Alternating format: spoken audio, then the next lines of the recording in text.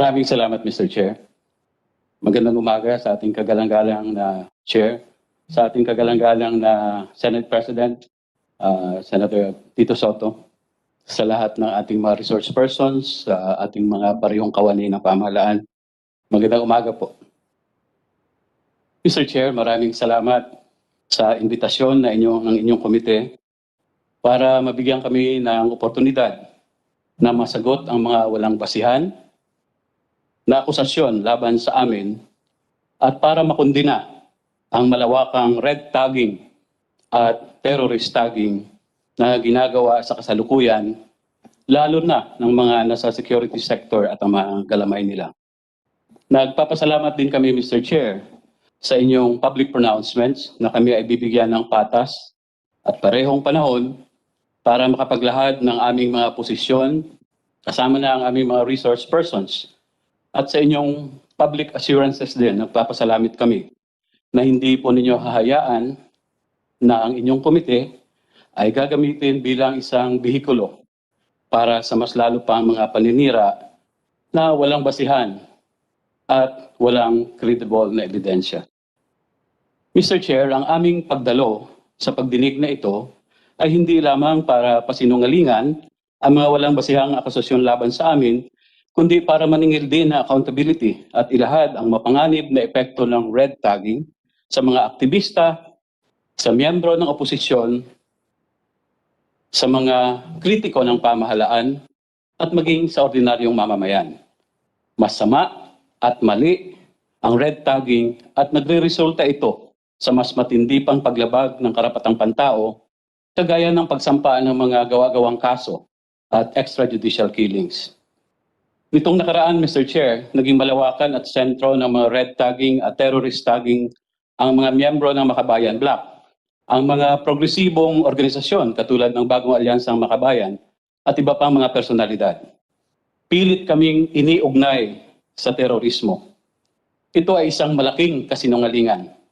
Bilang mga mambabatas ay ginagampanan lamang namin ang aming mga sinumpaang tungkulin ayon sa ating saligang batas at iba pang mga batas. Tahasan kong sinasabi sa komiting ito, Mr. Chair, na hindi ako miyembro ng Communist Party of the Philippines, hindi ako rebelde, at hindi ako miyembro ng National Democratic Front of the Philippines. Tahasan ko rin pinasisinungalingan na ang aking partido, ang Bayan Muna, ay creation at kontrolado ng Communist Party of the Philippines. Ang Bayan Muna at ang miyembro ng mga Koalisyong Makabayan sa House of Representatives ay mga lehitimong mga partido na naniniwala sa paglahok sa parlamentaryong pakikibaka para sa pagsulong ng mga reforma at pagbabago sa ating lipunan. Sa katunayan, Ginoong Tagapangulo, mula noong 2001, na ang unang lumahok at nanalo ang Bayan Muna, at hanggang sa ngayon ay mayroon ng 4 na party list ng Koalisyong Makabayan at 6 na kinatawan sa 18 Congress.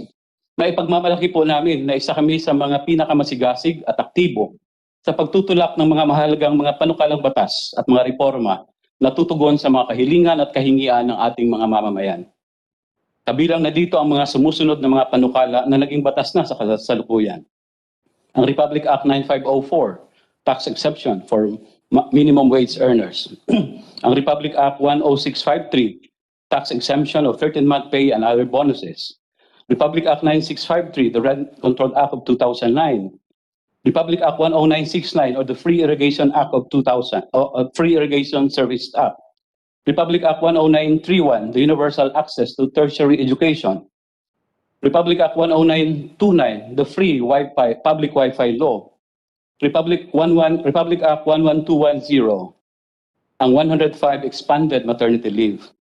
Republic Act 11037, ang masustansyang pagkain para sa Batang Pilipino Act. RA 10366, the Accessible Polling Places for Persons with Disabilities and Senior Citizens. RA 10368, the Human Rights Victims Reparation and Recognition Act. RO 10609, the Protection of Students' Rights to Enroll in Review Centers Act. Ang RA 10639 na very common ngayon, Mr. Chair, no? Yung Free Mobile Disaster Alert Act o tinawag din ito ng iba na Colmenares Law. RA 10653, the increased ceiling for tax-exempt benefits. Ang Republic Act 11036, the Mental Health Act. Ang Republic Act 1148, Kalusugan at Nutrisyon ng mga Nanay Act. The Anti-Trafficking in Persons Act. The RA 9262, Anti-Violence Against Women and Their Children. RA 9710, Magna Carta of Women. RA 11058, Occupational Safety and Health Law.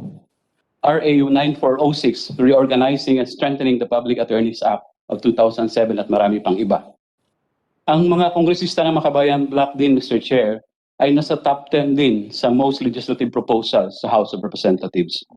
Subalit sa kabilang banda, maraming mga trump-up cases na rin ang isinampa sa mga kinatawan ng Makabayan Bloc at ang mga ito ay binasura ng Korte o ng Department of Justice dahil sa walang batayan at walang matibay na ebidensyang inihain.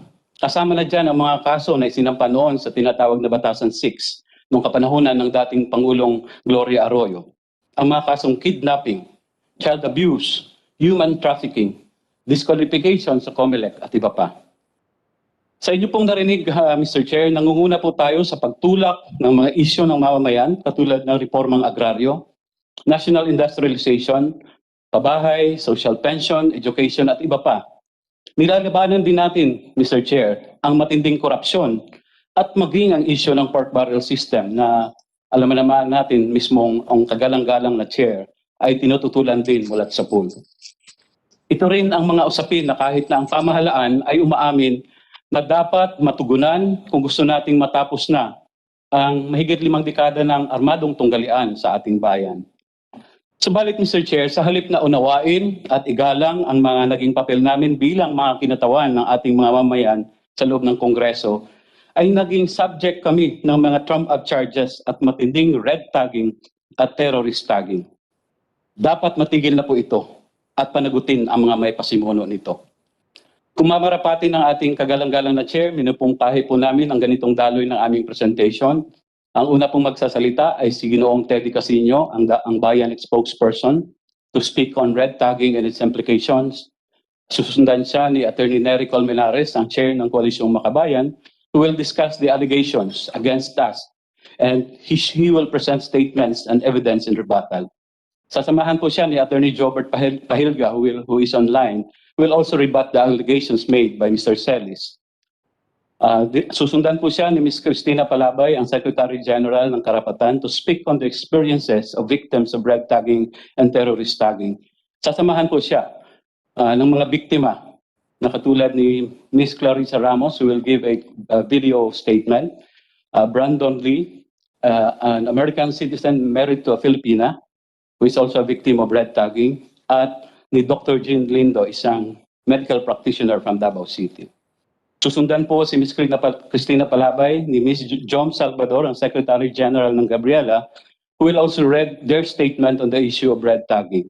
Magbibigay din po ng video testimony si Robert Lonzaga, na isa namang chairperson ng Kadamay Pandit. Pagkatapos po ay susundan siya ni Sister Mary Jan Malansan, also a victim of red tagging, who will also give her statement. After them, darating na po si Representative Sara Ilago of Kabataan Party List. She will also speak on the effects of red tagging on her person as well as on the sector that she represents. Finally, Mr. Chair, after the presentation of our colleagues, I will then make a summary and present some recommendations for the consideration of the Good Committee. Meron din pong ilang mga resource person tayong naimbitahan, katulad ng mga representante ng Commission on Human Rights. Andyan din si Dean Antonio Lavinia, na kung maaari po ay mabigyan sila ng pagkakataon ng komite na makapagpahayag kahit sila ay nasa online. Yun lang po ang aming pambungad na panalita. Maraming salamat, Mr. Chair.